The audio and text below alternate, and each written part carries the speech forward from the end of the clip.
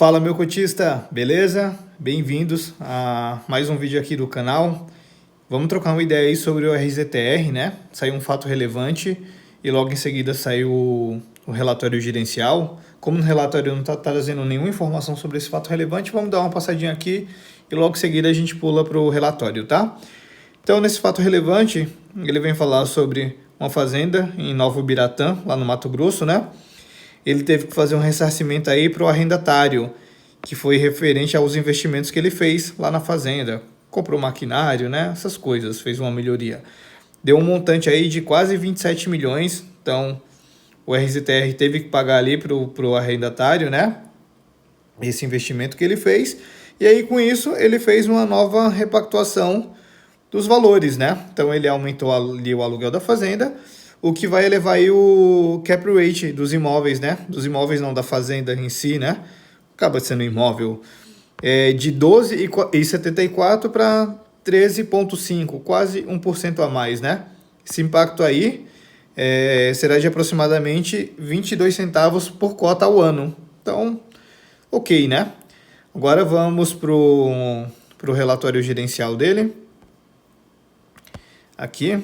Então a gente vê aí que é um fundo de 2020, né? Para investidor em geral. A gente fez 4 emissões. O problema desse fundo aqui é exatamente isso, são as emissões, né? O pessoal se perde, acaba fazendo emissão abaixo do valor patrimonial. Isso aí é ruim, né? Mas de resto o fundo é um fundo ótimo.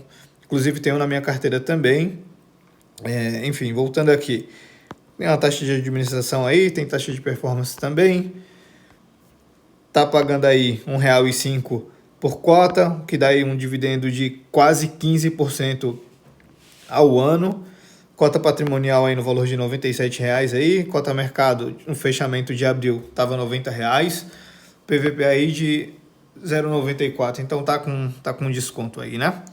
Então vamos dar uma olhadinha aqui. Como ele é um agro, né? Mas ele é um agro diferente. Ele não é um fiagro que compra CRA, né? Que é a mesma coisa ali do CRI, só que voltado para o agronegócio. Esse aqui é como se fosse um agro de tijolo. Então ele vai lá e compra as fazendas e aí aluga essas fazendas. Às vezes ele aluga até de quem ele está comprando mesmo. Então são estratégias, ele fala um pouquinho das estratégias dele, eu não vou entrar muito aqui no assunto, mas se vocês quiserem eu posso fazer um vídeo aqui mais dedicado a ele para explicar como que é a estratégia dele, tá? Então se vocês gostarem da ideia, quiserem isso, deixa aqui nos comentários, tá? Que depois eu posso preparar. Mas voltando aqui pro relatório, né? Então, como ele trabalha com fazendas, é sempre produção, soja, milho, algodão, e aí ele traz aqui um panorama de tudo, né? Então, primeiro da soja, ele fala, né, da colheita brasileira de soja aí, está praticamente concluída, com produção estimada em 170 milhões. O valor aí está representando um recorde histórico, né? E isso ainda eles tiveram que tirar ali, com exceção do Rio Grande do Sul e do Mato Grosso do Sul, que enfrentaram adversidades climáticas. Ou seja, se não tivesse acontecido isso, ia ser maior ainda, né? E o porquê que foi tão grande assim? Forte demanda da China, por conta dessa guerra tarifária aí do Trump, né? Quem não lembra aí, logo em seguida que a gente viu que o Trump meteu-lhe taxa na China, a China foi lá e comprou soja brasileira. Então, essa forte demanda da China ajudou bastante aí, né? Aqui no Brasil, a gente vê que o indicador está estável, né? Frente ao mês anterior. E já na Bolsa de Chicago, a soja registrou uma valorização aí de 2%. Então, tá subindo aí, né? Aqui no milho, a gente vê que a segunda safra aí, de 24 a 25 segue em condições climáticas favoráveis. A maior parte das regiões produtoras tem sido beneficiada por chuvas regulares e bem distribuídas. Então, isso aqui é ótimo. Quando chove, muito bom. Quando não chove, é ruim para o produtor, né? Ou quando chove demais, quando chove de menos, enfim. A agro é bem complicado por conta disso, né? Você não consegue ter uma exatidão de como vai ser o tempo. Do mesmo jeito que ele pode ajudar muito, ele também pode atrapalhar muito, né? Aqui ele fala da colheita da primeira safra, né? Que ultrapassou 70% da área cultivada, com bons resultados produtivos. Então, o consumo interno permanece elevado e esses fatores ajudam a sustentar preços firmes no mercado até o avanço da colheita da segunda safra. Então, não existe nenhuma... A gente não tem uma previsão aí de queda, né? Como está com uma forte demanda, a ideia é continuar com isso. E a gente vê aqui que os estoques globais continuam apertados, né? Por conta justamente dessa demanda forte nesses países importadores, o que reforça o potencial do Brasil nesse segundo semestre. Então, mais uma notícia ótima aí, né?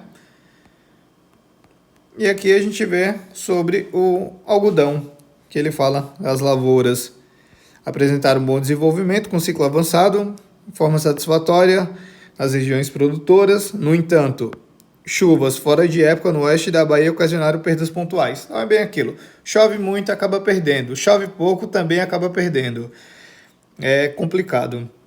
E no mercado interno, a comercialização segue em ritmo lento, né? Então, a gente vê aí que diferente da soja e do milho, tá um pouquinho mais lento aqui no algodão. Mas é isso, né? Bora aqui trazer para os resultados. Então, como a gente já viu lá em cima, ele distribuiu aí R$ 1,05. A DRE dele é muito bagunçada. Sei lá, eu acho que deveria trazer maiores informações aqui, mas tudo bem, a gente se vira assim mesmo. A gente vê aqui o total de receitas, né? Vê de onde que vem essas receitas, total de despesas, o quanto que ele gerou por cota aí, 1,4, pagou 1,5 e tem de reserva acumulada aí 2,55. Tem muita reserva mesmo. Então, se ele quiser, ele pode aumentar esse patamar de distribuição e muito mesmo. Que a gente segue, né? Consegue ver aqui atribuição de performance. Então, você vê aí que, além dessa fazenda aqui, tudo bem distribuído, né?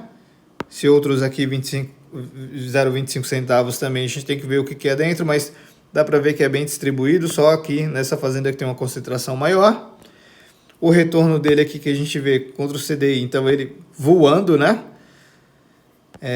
E aqui ele fala um pouquinho das perspectivas, né? Então, nessa estratégia de Land Equity, o fundo ainda tem duas fazendas, essa fazenda Clarão da Lua e esse grupo São Francisco aqui. E a gestão está ativamente buscando compradores para ambas as propriedades, visando a obtenção de ganho de capital e aumento dos dividendos.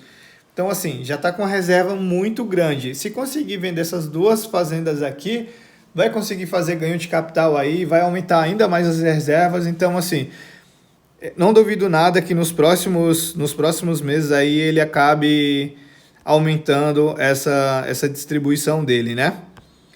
A gente vê aqui a distribuição mesmo. Ó. A gente viu que lá atrás, finalzinho do ano passado, ele estava entregando 90 centavos, aí subiu para 1,15, 1,10 e está mantendo 1,5 aí. E a ideia é até o final desse semestre manter esse 1,5. Então a gente vê que a banda inferior é R$1 e a banda superior 1,10.